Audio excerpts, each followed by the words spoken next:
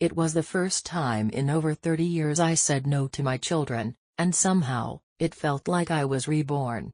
The word itself, a single, sharp syllable, felt foreign on my tongue, like a spice I'd never dared to taste. It hung in the air between me and the receiver of the phone, a small, polished stone dropped into the placid pond of my life, the ripples spreading out in ways I couldn't yet comprehend.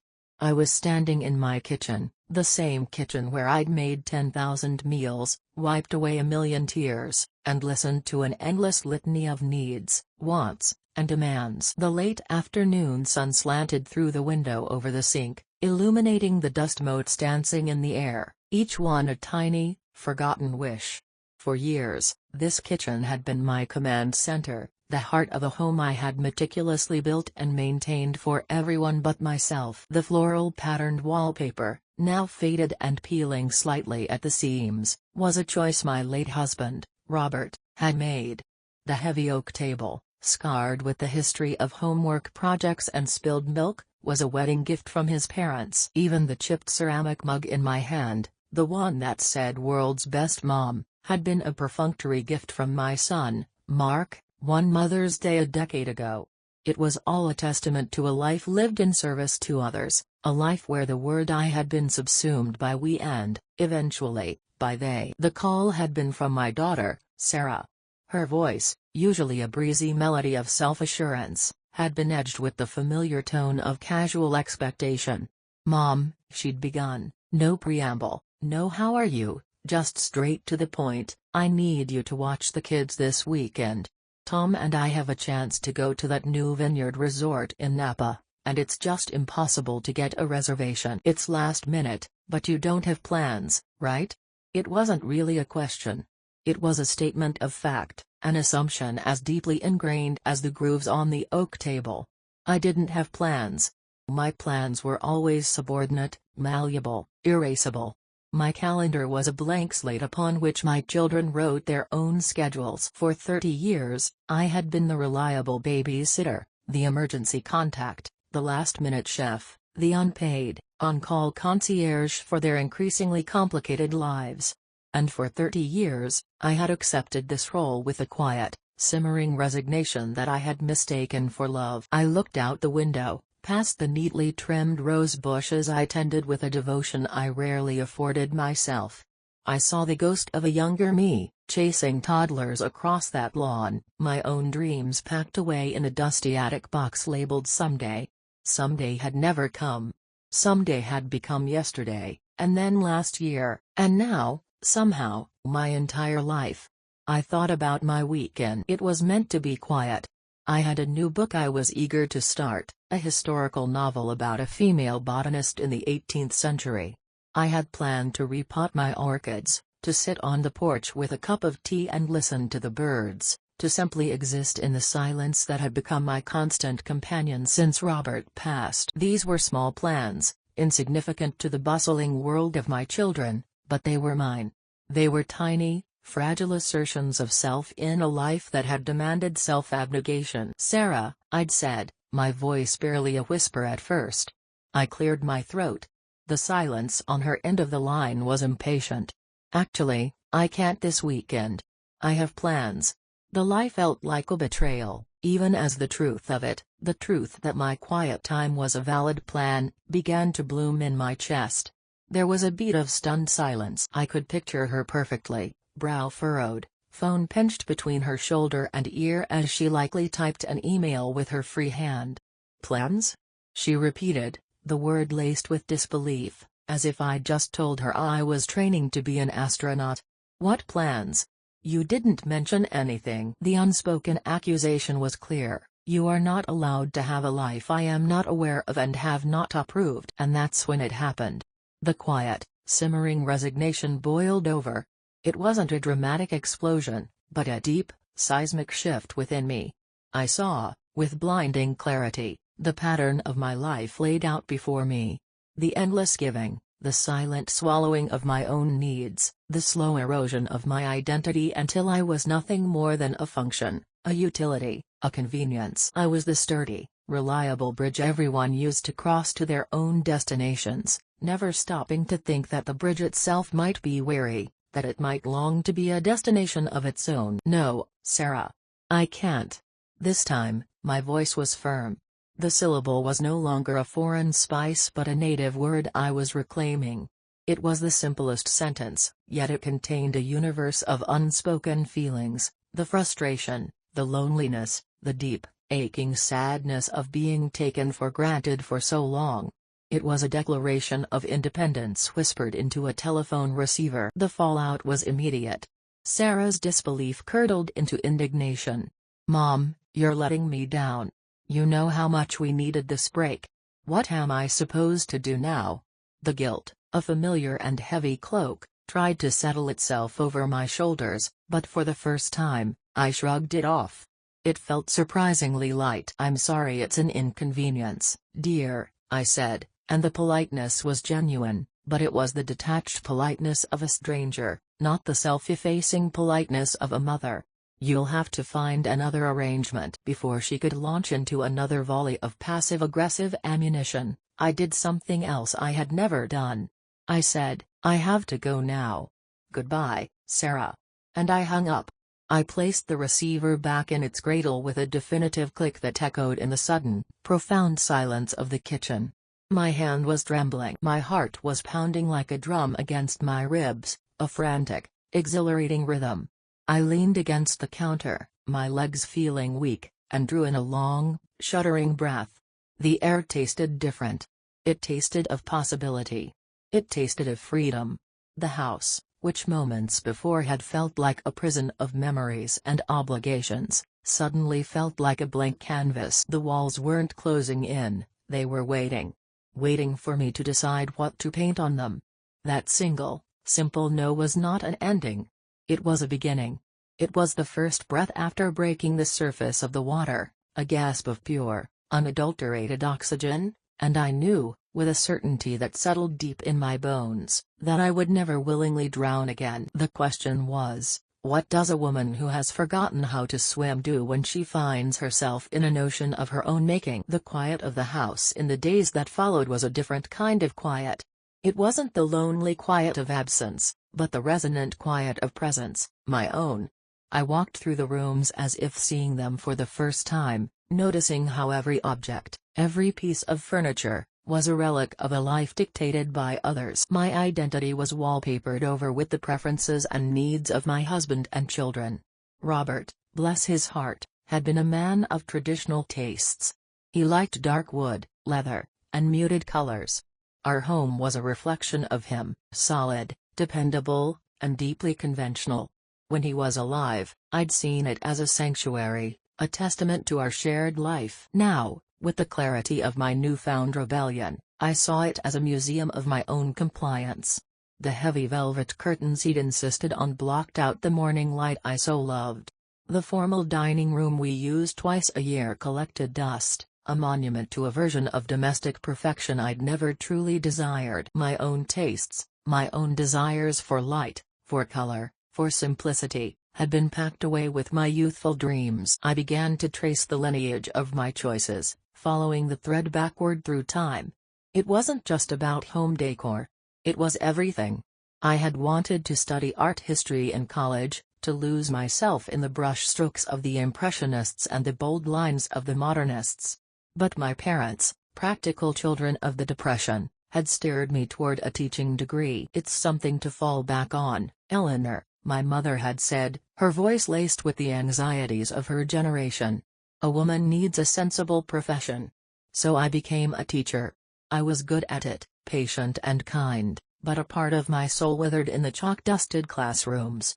I had loved the children, but I had longed for the hushed reverence of a museum gallery. Then came Robert. He was handsome, ambitious, and utterly convinced of his own path. Marriage to him meant relocating for his career, building our lives around his promotions, his social obligations, his vision of a successful family. I quit my teaching job when Mark was born, because that's what was expected. The children need their mother, Robert had declared, and I had agreed, because his certainty was a gravitational force that pulled my own tentative desires into its orbit. My life became a series of supporting roles. I was the wife who hosted flawless dinner parties for his colleagues, the mother who chaired the PTA and ferried children to soccer practice and piano lessons.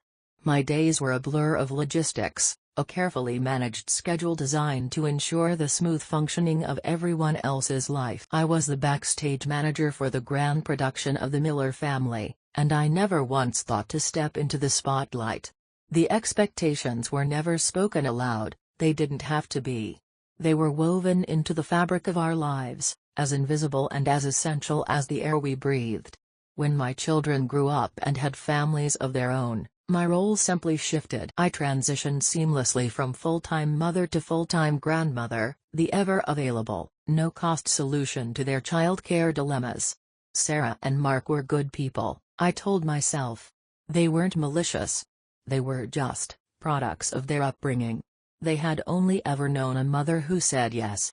They had no framework for a mother who had her own life, her own needs, her own plans. I had built my own cage of agreeableness and then handed them the key. I found myself standing in front of the hall mirror, a gilded, ornate thing Robert had inherited from his grandmother.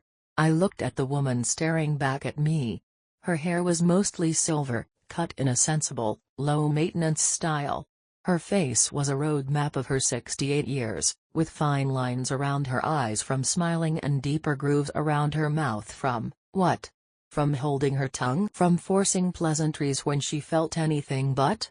Her eyes, a pale blue, seemed faded, as if the color had been leached out by years of looking at others instead of at herself.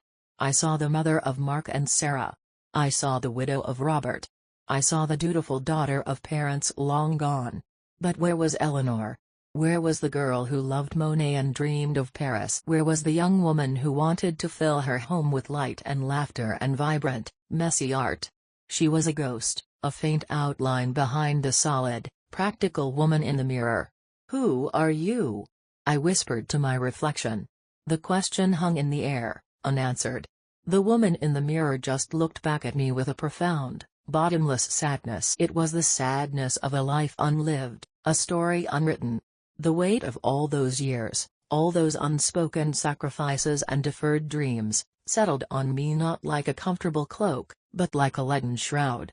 I had spent a lifetime making everyone else happy, and in the process, I had completely forgotten how to be happy myself. The realization was devastating, but it was also liberating. If my life so far had been written by others, then the remaining pages were blank. For the first time, it felt like I was the one holding the pen. The thought was terrifying, but beneath the terror was a flicker of exhilarating hope. What would I write? The catalyst, the final, undeniable piece of evidence that I was invisible, came 3 weeks after the phone call with Sarah. It was my 69th birthday. In years past, Robert had always made a fuss, a grand, slightly ostentatious gesture that was more about his role as the magnanimous husband than my actual desires. Since he'd been gone, my birthdays had become subdued affairs, usually a dinner arranged by Sarah, where I was a guest of honor in theory, but a logistical afterthought in practice. This year, Mark had offered to host a barbecue at his house. "Just the family, Mom," he'd said. Low-key. "You don't have to do a thing." The promise of not having to do a thing should have been a gift in itself, but I knew my children. Their definition of not a thing and mine were vastly different. Sure enough, 2 days before the party, the calls began. "Mom, could you possibly make your famous potato salad? No one makes it like you." That was Mark. Then Sarah, "Mom, the bakery messed up the cake order. It's a disaster. Could you just whip up one of your angel food cakes? It's the only dessert Dad ever really liked on your birthday." The casual mention of Robert was a masterful stroke of guilt-tripping. And so, the day before my birthday, I found myself back in my familiar kitchen, not tending to my orchids or reading my book, but peeling potatoes and whipping egg whites, my own plans once again deferred. I baked the cake, a delicate, airy thing that took time and patience. I made the potato salad, chopping the celery and onions just so. I even wrapped my own birthday gift to my daughter-in-law, Susan, a beautiful silk scarf I'd bought on a whim, because her birthday was the following week and it seemed efficient. I arrived at Mark and Susan's house laden with containers, a reluctant caterer at my own celebration. The house was already buzzing with the chaotic energy of my 3 grandchildren. Mark greeted me with a quick kiss on the cheek, his eyes already scanning the lawn for some child-related crisis. "Mom, you're a lifesaver. Just put that stuff in the kitchen." "No happy birthday." "Not yet." I navigated the chaos of the kitchen, finding space for my offerings amidst the half-empty bags of chips and store-bought dips. Susan bustled in, phone pressed to her ear. She gave me a distracted wave and pointed to the refrigerator. "Thanks, Eleanor. You're a doll." I was a lifesaver. I was a doll. I was a pair of hands. The afternoon wore on. I helped ferry food to the patio table. I refereed a squabble between my grandsons over a water gun. I listened to Sarah complain at length about her contractor, and to Mark bemoan the latest office politics. I was a part of the scenery, a familiar piece of furniture. They talked at me, around me, but rarely to me. The gifts were produced after the meal. My grandchildren had made me cards with crayon scribbles that warmed my heart. They were the only ones who seemed to see me. Sarah and Tom gave me a gift certificate to a home goods store. "We figured you could use some new dish towels or something," Sarah said, already distracted by her phone buzzing. Mark and Susan gave me a generic best grandma photo frame, the kind you buy near the checkout aisle. Inside was a picture of their kids. It was a gift for them, really, a place to display their own progeny. Then came the cake. My beautiful, homemade angel food cake. Mark carried it out, with a single, sad-looking candle stuck in the middle. Everyone sang a rushed, slightly off-key version of Happy Birthday. As I leaned in to make a wish for what? For them to see me? I heard Susan whisper to the woman next to her, one of the other mothers from the neighborhood, "Oh, Eleanor always makes the cake. She just loves to bake, has nothing else to do, really." The words, not meant for my ears, struck me with the force of a physical blow. Has nothing else to do. My life, my thoughts, my quiet passions, my budding sense of self, all of it was dismissed in a single, careless phrase. I was not a person with interests and an inner life. I was an empty vessel, a collection of functions to be utilized. I was the woman who bakes the cake. I blew out the candle. The tiny wisp of smoke disappeared into the bright, indifferent afternoon air, and in that moment, something inside me hardened. The simmering resentment crystallized into a cold, clear resolve. I looked around at their faces, smiling, sated, oblivious. They were not bad people. They were just blind. And I had been their willing enabler for far too long. I ate my piece of cake, the sweet, airy confection tasting like ash in my mouth. I smiled, I made the appropriate noises of gratitude, but behind the placid facade, a revolution was taking place. This was the last time. This was the last birthday I would spend as an invisible woman. This was the last party I would cater for my own life. As I gathered my empty containers to leave, Mark said, "Thanks for everything, Mom. We couldn't have done it without you." I looked at him, my son, a man I loved dearly, and for the first time, I felt a chasm between us. "No," I said, my voice quiet but firm. "You probably couldn't have." He looked confused, but I just smiled a small, tight smile and walked away, leaving him to puzzle over my words. The revolution had begun. The following Monday, I woke up with a clarity I hadn't felt in years. The lingering bitterness from the birthday party had burned away, leaving behind the clean, hard certainty of my decision. I wasn't going to run away or have a screaming confrontation. My rebellion would be quieter, but no less profound. It would be a revolution of the self, fought on the battlefield of my own daily life. The first step, I decided, was to physically leave the space that had defined and confined me for so long. Not forever, but just for a little while. to prove to myself that I could. I had always dreamed of visiting the small coastal towns north of the city, places with quaint names like Harmony and Cambria. Robert had never been interested. Too rustic, he'd sniffed. Nowhere good to eat. My children, with their bustling lives, had no time for such slow-paced wandering. So the dream had remained a dream, a glossy page in a travel magazine I'd bookmarked in my mind. On Tuesday morning, I packed a small overnight bag. A pair of comfortable pants, a sweater, a good book, the one about the botanist I still hadn't started, and my toiletries. I didn't tell a soul. There were no calls to make, no schedules to check, no permissions to be sought. The freedom of it was dizzying. I wrote a simple note for the mailman, holding mail for 2 days, and propped it inside the screen door. Then, I got in my car, a sensible sedan I'd owned for 10 years, and I drove. I turned on the radio, not to the news station Robert had always insisted on, but to a classical station, letting the soaring notes of Vivaldi fill the car. I drove north on the highway, the city shrinking in my rearview mirror until it was just a hazy memory. The landscape opened up into rolling green hills and wide-open sky. I felt a knot in my shoulders, a knot I hadn't even realized was there, begin to loosen. I didn't have a reservation. I didn't have a plan. I just drove until I saw a sign for a town that sounded lovely, seaside. It wasn't a famous tourist destination, just a small, working town perched on the edge of the ocean. I found a little inn called the Pelican's Perch, a charming, slightly ramshackle building painted a cheerful shade of blue. A sign in the window read vacancy. I took a room on the 2nd floor with a small balcony that overlooked the harbor. The room was simple, furnished with a comfortable bed, a wicker chair, and a small table. It was filled with light. It was perfect. I dropped my bag and walked out onto the balcony, inhaling the salty, briny air. The sound of the gulls, the gentle clanging of rigging against masts, the distant foghorn, it was a symphony of glorious, anonymous life. I was not Mom or Grandma or Eleanor Miller, the widow. I was just a woman, standing on a balcony, watching the sea. For the rest of the day, I wandered. I walked along the harbor, watching the fishermen mend their nets. I browsed in a dusty, wonderful bookstore and bought 2 more novels and a book of poetry by Mary Oliver.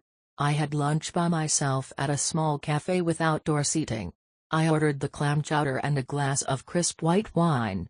I didn't feel self-conscious or lonely. I felt magnificently, powerfully alone. I savored every bite, every sip. I watched the people passing by, creating little stories for them in my head. I wasn't waiting for anyone. I wasn't responsible for anyone's enjoyment but my own. The afternoon was mine. The silence was mine. The choices were all mine. Later, I walked down to the beach and took off my sensible shoes. I walked barefoot on the wet, packed sand, letting the cold foam of the waves rush over my ankles. The sensation was shocking, exhilarating. It felt like being a child again. I found a beautiful, smooth piece of sea glass, a deep cobalt blue, worn down by the relentless tumbling of the ocean. I slipped it into my pocket, a tangible reminder of this day. That evening, I sat in the wicker chair in my room, the door to the balcony open, and I finally started my book. I read for hours, completely absorbed, the sound of the ocean a soothing backdrop. No one called. No one needed me. The world, my world, had shrunk to the size of that room, to the pages of that book, to the sound of the waves. And it felt larger and more full of possibility than my entire house had in years. As I drifted off to sleep in the clean, crisp sheets of the unfamiliar bed, I felt a profound sense of peace. It wasn't just a taste of freedom, it was a deep, nourishing draught of it. I had survived a day entirely on my own terms. More than survived, I had thrived. A thought came to me, clear and certain as the North Star: I could get used to this. The life I was meant to live was not behind me, packed away in an attic. It was right here, right now, waiting for me to claim it. But claiming it, I suspected, would be a battle. Not just with my family, but with the woman I had been for so long. The road ahead was still uncertain, But for the first time, I felt ready to walk it. Returning home was a strange experience. The house, after only 2 days away, felt alien. The silence was no longer resonant with my own presence, but heavy with the ghosts of old habits and expectations. The heavy velvet curtains seemed to mock me, and the formal dining room felt like a mausoleum. My brief taste of freedom had spoiled my palate for the bland diet of my old life. And almost immediately, the internal struggle began. The guilt, which I had so successfully shrugged off in Seaside, came creeping back, a stealthy, unwelcome visitor. My phone showed 2 missed calls from Sarah and 1 from Mark. I hadn't checked it once while I was away, an act of defiance that now seemed both thrilling and terrifying. My first instinct, born of decades of conditioning, was to call them back immediately, to apologize, to explain, to smooth things over. My hands hovered over the phone, my heart starting to beat with that old, familiar anxiety. I was a mother. It was my job to be available, to be responsive. What if there had been an emergency? What if one of the children was sick? I forced myself to take a deep breath, clutching the smooth piece of sea glass in my pocket. It was cool and solid against my palm. You are not an emergency service, I told myself. If it had been a true emergency, they would have called 911 or left a frantic message. I listened to the voicemails. Sarah's was first, her voice tight with irritation. "Mom, where are you? I've been trying to reach you. I need to know if you can take Lily after school on Thursday, her ballet class was cancelled." The second message, from a few hours later, was even more strained. "Mom, seriously, call me back. I have to finalize my work schedule. It's really inconsiderate not to answer your phone." Mark's message was more subdued but carried the same undercurrent of accusation. "Hey Mom, just checking in. Sarah said she couldn't reach you. Hope everything's okay." There was no concern, only inconvenience. My absence was not a cause for worry about my well-being, but an annoyance that disrupted their logistics. The old Eleanor would have been flooded with guilt. She would have called back, her voice full of apologies, and immediately agreed to babysit, overcompensating to earn back their good favor. But the woman who had walked barefoot on the beach in Seaside hesitated.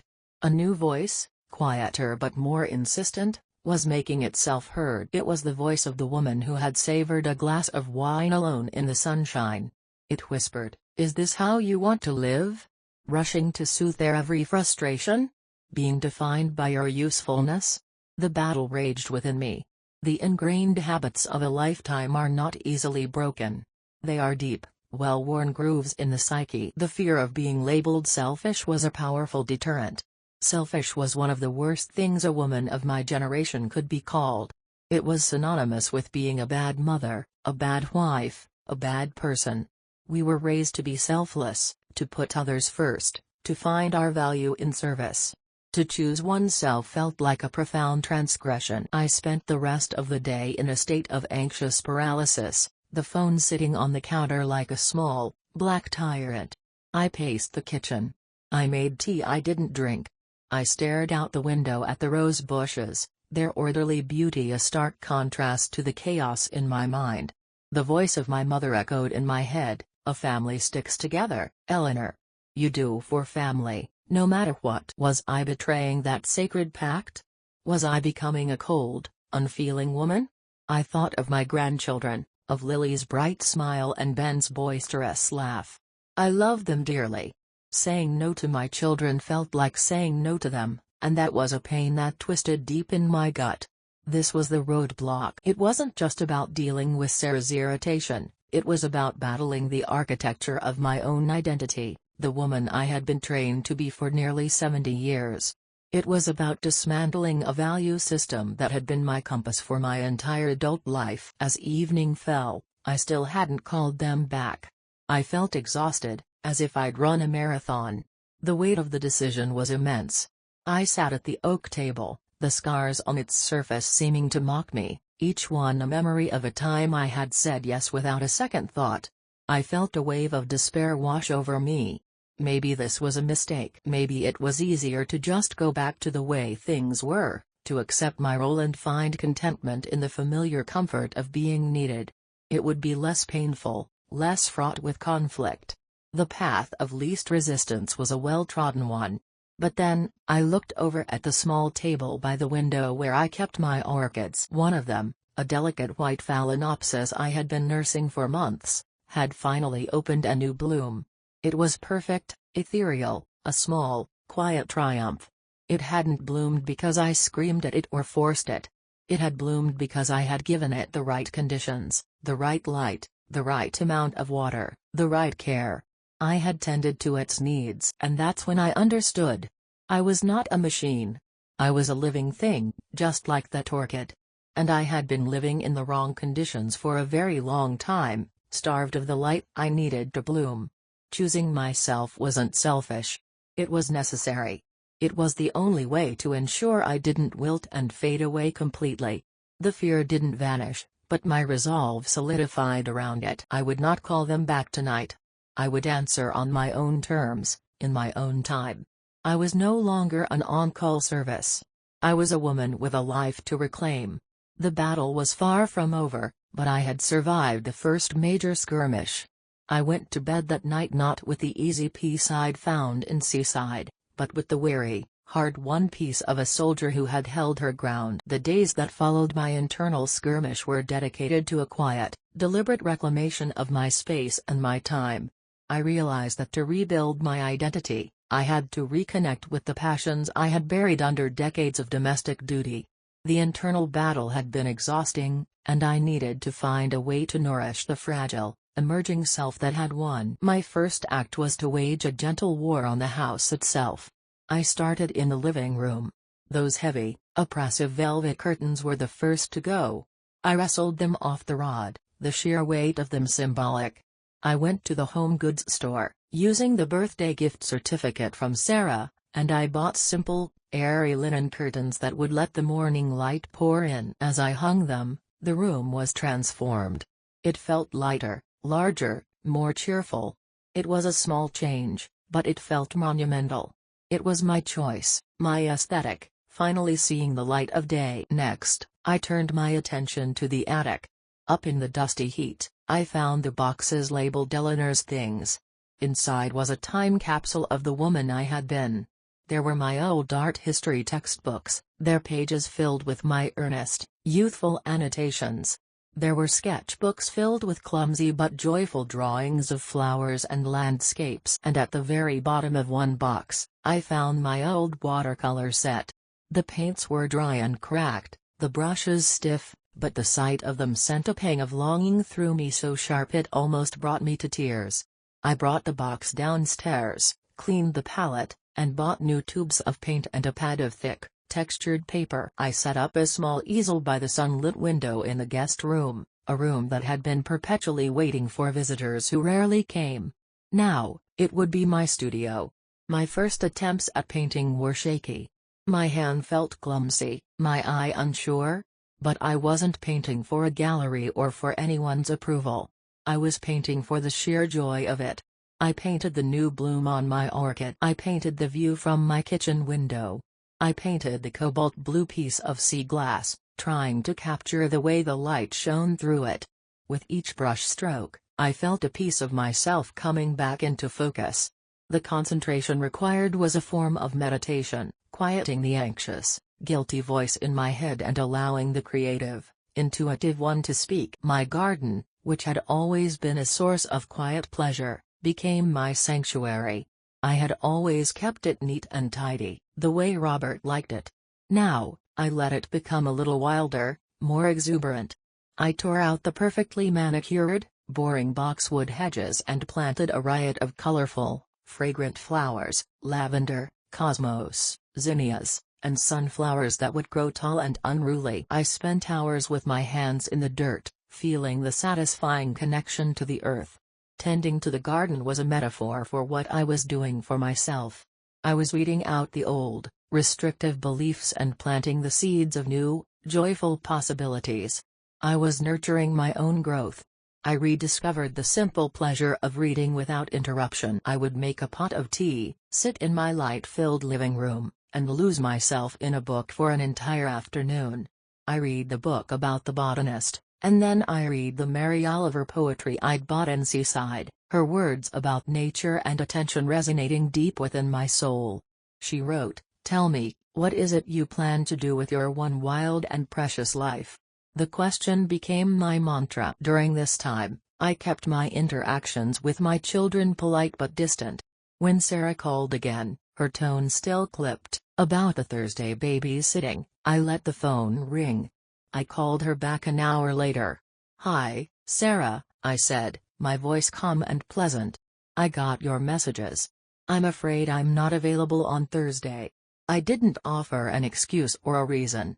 It wasn't a negotiation. It was a statement of fact.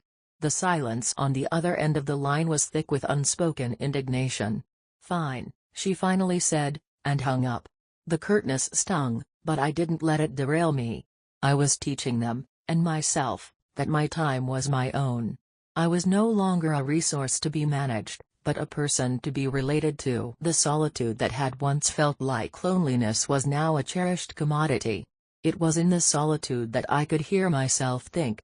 It was in the solitude that I could paint, and read, and garden. It was in the solitude that I was slowly, painstakingly, rebuilding Eleanor. I was discovering that my identity was not something to be found, like a lost object, but something to be created, day by day, choice by choice. It was being built from sunlight and watercolor paint, from the scent of lavender and the words of a poet, from the rich, dark soil of my own neglected garden. I was no longer a mother, a wife, a grandmother first. I was Eleanor, and I was finally getting to know her. The act of setting boundaries is not a single, grand declaration, it is 1,000 small, consistent choices. It is a quiet war of attrition fought against the expectations of others and, more importantly, against your own ingrained desire to please. After my initial, clumsy no to Sarah, I knew I had to be more deliberate. It wasn't about punishing my children, it was about teaching them how to treat me, and the first lesson was that my life was not an open-door policy. The unspoken boundary had to be made spoken. The opportunity came sooner than I expected. Mark called a few weeks after the birthday party. His tone was casual, but I had learned to detect the undercurrents. "Hey, Mom. So, Susan and I have been talking. We're looking at doing a little kitchen renovation, and things are a bit tight right now." I waited, silent, letting him get to the point. "We were remembering that you and Dad had that investment account you set up ages ago, the one for a rainy day. Well, it's starting to feel like a pretty rainy day over here." In the past, I would have leaped to help. My children's financial stress would have become my own. I would have seen my savings not as my security, but as their safety net. The old Eleanor would have said, "Of course, dear, how much do you need?" without a second thought for her own future. But the woman sitting in the sunlit living room, the woman who had just spent the morning painting, paused. I looked around at the changes I had made, the small but significant investments in my own happiness. I thought of my trip to Seaside, and other trips I now dreamed of taking. I thought of the future, a future that was, for the first time, mine to design. My savings were the ink with which I would write that future. "Mark," I said, my voice even and calm. "That account is for my future. It's my security." His cheerful demeanor faltered. "Oh. Well, yeah, of course. It's just, it's a lot of security. And a new kitchen would really add value to our house. It's an investment for the grandkids' future, really." It was a classic tactic, reframing his want as a noble, long-term benefit for the whole family. I felt the familiar pull of the maternal martyr, the urge to sacrifice for the good of the clan. But I held my ground. The sea glass was in my pocket, and I rubbed my thumb over its smooth surface. "My financial decisions are my own, Mark. I'm not in a position to fund your renovation." The word no was implied, but the boundary was crystal clear. It was a line drawn not in sand, but in concrete. The silence that followed was heavy and uncomfortable. I could hear his frustration, his disbelief. I had never denied them money before. "So, that's a no?" he finally asked, his voice flat. Yes, Mark. That's a no, I confirmed, gently but unequivocally. I love you, but my finances are my own responsibility, just as yours are yours. He mumbled a hasty goodbye and hung up. I knew the conversation would be reported back to Sarah and Susan. I knew I would be painted as selfish, as uncaring. The thought hurt, a deep, primal ache. But beneath the hurt was a powerful sense of integrity. I had honored myself. I had protected my future. I had treated myself with the respect I was trying to teach them to have for me. The emotional boundary was even harder to enforce. A week later, Sarah called, her voice thick with tears. It was a tactic she hadn't used since she was a teenager, and it was brutally effective. Tom and I had a huge fight, she sobbed. He is just not listening to me, he doesn't appreciate anything I do. In the past, I would have dropped everything. I would have become her emotional dumping ground, listening for hours as she vented, absorbing all her anger and anxiety, offering solutions she would ignore, and ending the call feeling drained and heavy. This time, I took a breath. Oh, Sarah, that sounds incredibly difficult. I'm so sorry you're going through that, I said, with genuine empathy. My heart ached for her pain. But then, I did something different. I didn't offer advice. I didn't ask for all the sordid details. I put the responsibility back where it belonged. It sounds like you and Tom have a lot to talk through. I hope you can find a way to communicate with each other. She sniffled, waiting for me to ask for more, to invite her to unload the entire burden onto me. I stayed silent. Aren't you going to ask what happened? She finally asked, a note of petulance in her voice. Sarah, darling, I said, my voice full of love, because it was. I love you dearly. But your marriage is yours and Tom's. I can't be the referee or the confidant for one side. It's not my place. My place is to love you both. It was one of the hardest things I had ever had to say. It felt like I was withholding comfort from my crying child. But I knew that true comfort, true solutions, had to come from within her own life, her own marriage. My constant intervention had enabled her to avoid developing her own coping mechanisms. I was the emotional crutch she'd leaned on for so long, and it had kept her from learning to walk on her own 2 feet. The conversation ended awkwardly. She felt rebuffed, I'm sure. But I had held the line. I was no longer the family's financial institution or its emotional waste disposal unit. I was a mother who loved her children, but who also loved herself enough to maintain her own emotional and financial well-being. Each no, each boundary set, was a brick in the foundation of my new life. The process was met with resistance, with cold shoulders and clipped tones. It was lonely work. But with each small victory, I felt stronger, more centered, more myself. I was learning to say no without guilt, and yes to myself without apology. With the boundaries firmly in place, a new kind of space opened up in my life. It was a space once filled with the anxieties and demands of others, and now it was a vast, open territory waiting to be explored. The unknown, which had once seemed terrifying, now beckoned with the promise of adventure. The woman who had been afraid to have unapproved plans was now actively seeking out new experiences, embracing the thrill of the unfamiliar. My foray into painting had reawakened my long-dormant love for the arts, and I decided to take it a step further. I saw a flyer at the local library for a 6-week photography course at the community college. The old Eleanor would have dismissed the idea instantly. I'm too old for that. Everyone will be young. I won't know what I'm doing. The new Eleanor thought, why not? And signed up that same day. Walking into that classroom on the first night was nerve-wracking. As I'd feared, most of the other students were half my age, confident and digitally savvy. I clutched my new camera, a complicated-looking device Mark had scoffed at when he'd seen it. Mom, you could just use your phone, feeling like an imposter. But the instructor, a kind, patient man named David, immediately put me at ease. He taught us about light, about composition, about seeing the world through a different lens. And I discovered I had a good eye.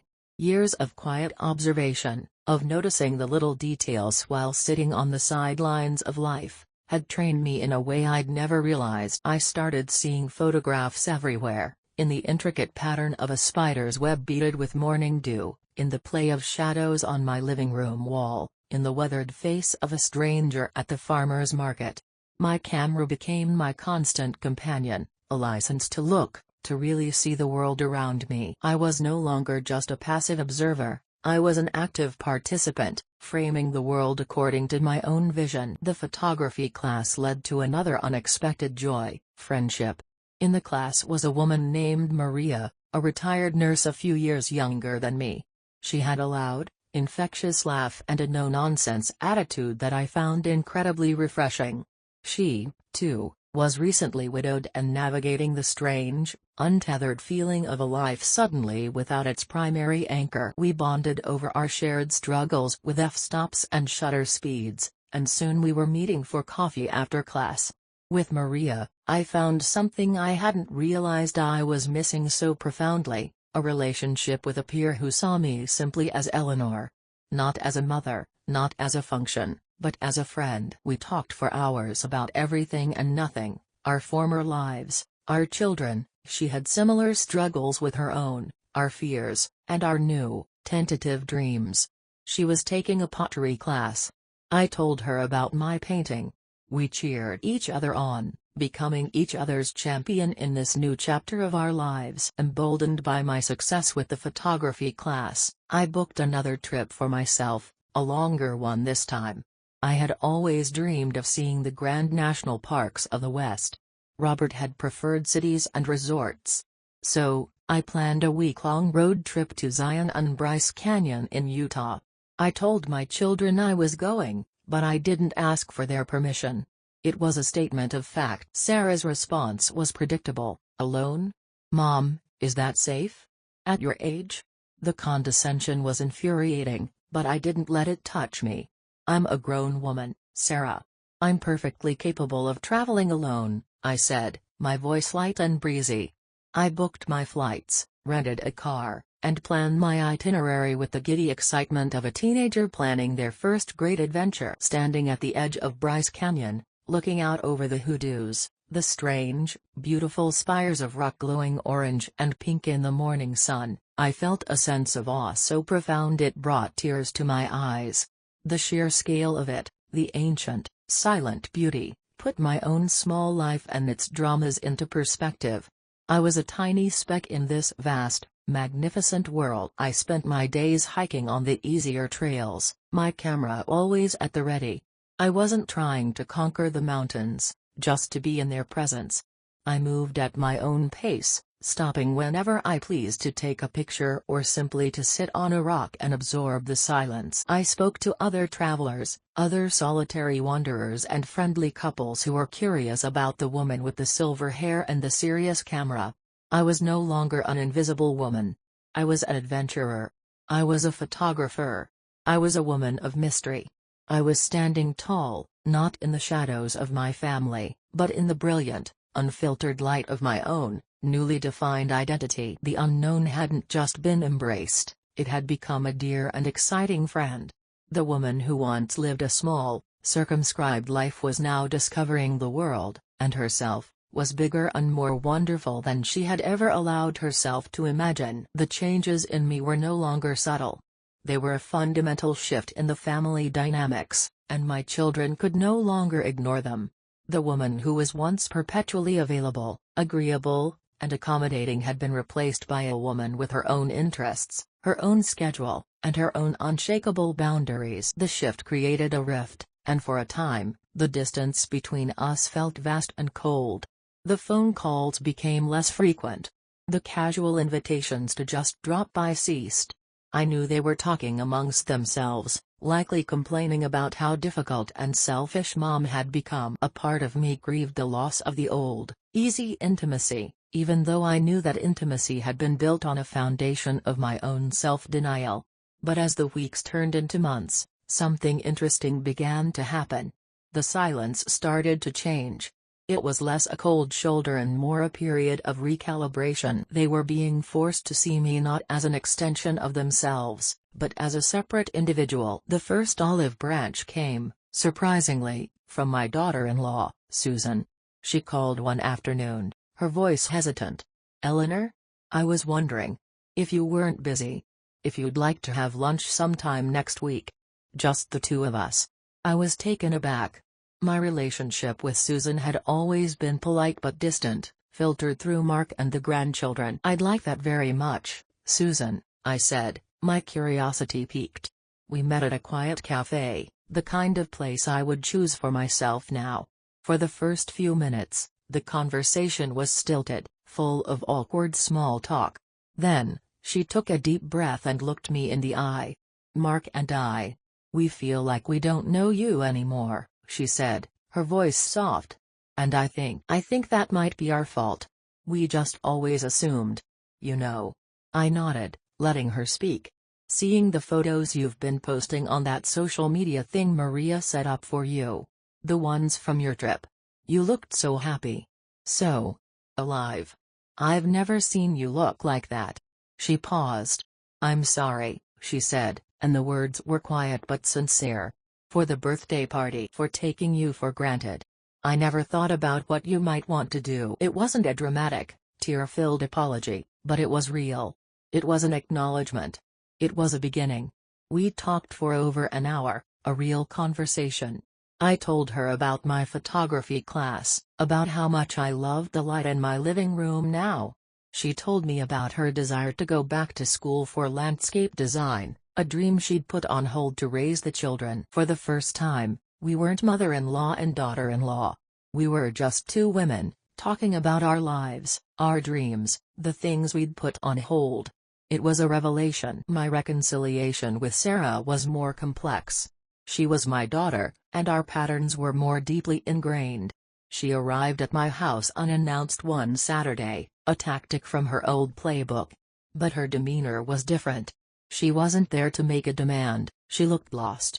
I invited her in, and we sat in the sunlit living room. She looked around, at the new curtains, at one of my framed photographs on the wall, a close-up of a dew-kissed rose from my garden. "It's different in here," she said. "It's nice." We sat in silence for a moment before she finally burst out, "I miss you." The words were raw, full of a child's pain. "I feel like you've built a wall around yourself and I can't get in." My heart ached for her, but I held my ground, gently. "It's not a wall, sweetheart," I said, my voice soft. "It's a door. And the door is open. But you have to knock. You can't just barge in anymore." I explained to her, as calmly and lovingly as I could, that for years I had felt invisible, that my love for her and Mark was immense, but that I had lost myself in the process of being their mother. I told her I needed to be Eleanor as well as Mom. "I can't go back to being the woman who just bakes the cake, Sarah," I said. Because that woman was desperately unhappy. Tears streamed down her face, and this time, they were tears of understanding, not manipulation. "I didn't know," she whispered. "I never, ever thought about it that way." Not everything was perfectly resolved. Mark remained more distant, his pride wounded by my financial refusal. Our relationship was strained, and I accepted that it might be for some time. I couldn't change the past. I couldn't undo the 30 years of conditioning that had led us to this point. But I could change the present, and by doing so, I could rewrite my legacy. My legacy would no longer be one of silent, unappreciated sacrifice. It would be one of courage, of self-respect, of a woman who, late in life, found the strength to claim her own happiness. I had reconciled with the fact that I might not be able to have the close, enmeshed relationship my children were used to. But the relationships that were beginning to form in its place, the one with Susan based on mutual respect, the one with Sarah based on a new, painful honesty, were more authentic. For the first time, I felt at peace with my decisions. I was no longer fighting. I was simply living. The final chapter of my transformation isn't a chapter at all, but a new way of being, a new way of breathing. The revolution has quieted, not because it's over, but because it has become my new normal. The sense of fulfillment isn't a destination I've arrived at, but the very path I walk each day. Freedom isn't a wild, exhilarating escape anymore. It's the steady, peaceful rhythm of my life. I wake up each morning in my light-filled bedroom, and the first question I ask myself is not, what does everyone need from me today? But, what do I want to do with this one wild and precious day? Some days, the answer is to spend hours in my studio, the scent of turpentine and oil paints filling the air as I wrestle with a new canvas. Other days, it's a long walk with my friend Maria, cameras in hand, searching for beauty in the ordinary. And some days, it's the simple, profound pleasure of sitting in my armchair by the window, a cup of tea in my hands, a good book in my lap, and absolutely nothing on my schedule. My relationships with my children have settled into a new pattern, one marked by the boundaries I so painstakingly erected. They are not perfect, but they are honest. Mark and I are still finding our way back to each other. He calls every Sunday, our conversations sometimes stilted, but he is trying. He asks about my photography. He tells me about his work. He no longer asks for anything but my time, and I give it gladly, on my own terms. My relationship with Sarah has blossomed in unexpected ways. Now that she can no longer use me as an emotional crutch, she has been forced to find her own strength, and in doing so, has become a more resilient, more thoughtful person. We have lunch once a week, and we talk as equals. She asks for my opinion now, not my permission or my labor. She sees me. The other day, she brought her daughter, Lily, over. Not for me to babysit, but just to visit. The three of us sat in the garden, and I showed Lily how to tell the difference between a bee and a wasp. I was present, not as a caregiver, but as a grandmother, sharing a moment of simple joy. I have traveled more. I took a train trip through the Canadian Rockies, the majestic, snow-capped peaks a stunning backdrop to my solitude. I spent a week in Santa Fe, immersing myself in the art and culture, the vibrant colors a feast for my soul. I am planning a trip to Paris next spring, to finally see Monet's water lilies in person. The girl who dreamed of it all those years ago is finally taking herself there. My house is no longer a museum of other people's tastes. It is a gallery of my own life. My photographs hang on the walls. My paintings are stacked in the studio. Books are piled on every surface. The garden is a beautiful, chaotic tangle of life. The house is filled with light and color. It is filled with me. The greatest discovery of this journey has not been a new talent or a new destination. It has been the discovery of self-love. For so long, I thought my value was measured by how much I could give to others. Now I know that my value is inherent. It is not something to be earned through sacrifice. I learned that choosing myself is not a selfish act, but the ultimate act of love, for without a full cup, you have nothing truly to give. You can offer only the dregs of resentment and obligation. By filling my own cup, by nurturing my own soul, I find that the love I now offer to my family and friends is purer, freer, and given without condition or expectation. I am sitting by the window now, in my favorite armchair. The late afternoon sun streams in, casting long shadows across the floor. My book lies open in my lap, but I am not reading. I am watching the sunset paint the sky in hues of fiery orange and soft violet. I can hear the gentle hum of the refrigerator, the distant sound of children playing in the street, the ticking of the old clock on the mantel. These are the sounds of my life, a life that is quiet, and full, and entirely my own. I pick up the piece of cobalt blue sea glass from the table beside me. It is smooth and cool in my palm, a reminder of the woman who walked onto that beach, took off her shoes, and dared to feel the cold water on her skin. I am that woman. I am the woman who said no, so that she could finally say yes to herself. I have not changed the past, but I have rewritten my legacy. It is a legacy of courage, of resilience, and of the profound, unshakable peace that comes from choosing to live, truly live, for oneself. And as the last sliver of sun disappears below the horizon, I am not sad. I am simply content, waiting with quiet anticipation for the dawn of another day.